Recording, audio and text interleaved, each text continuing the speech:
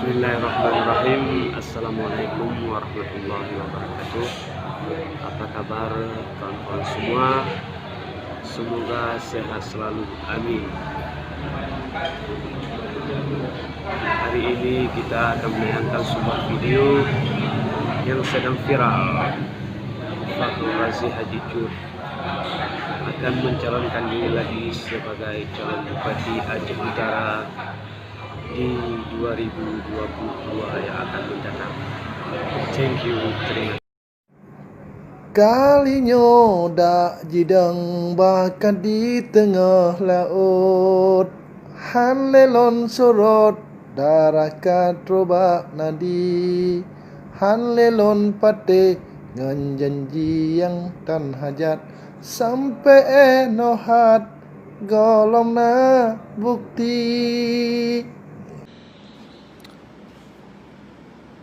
Puturut angin la angin be putoh talo, puturut aputra hai ado be male raja,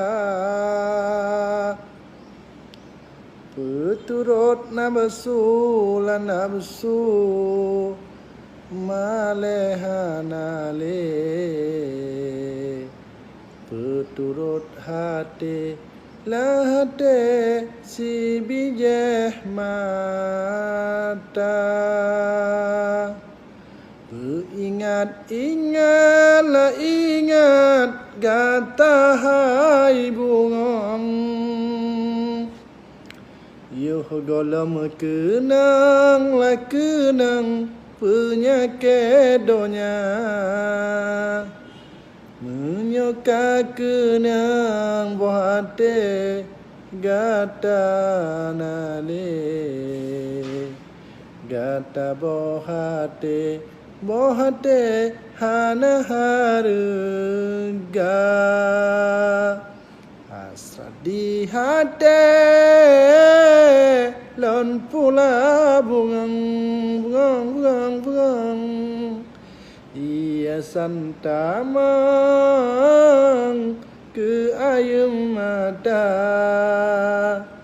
lon harap bungong lah bungong raya berijang,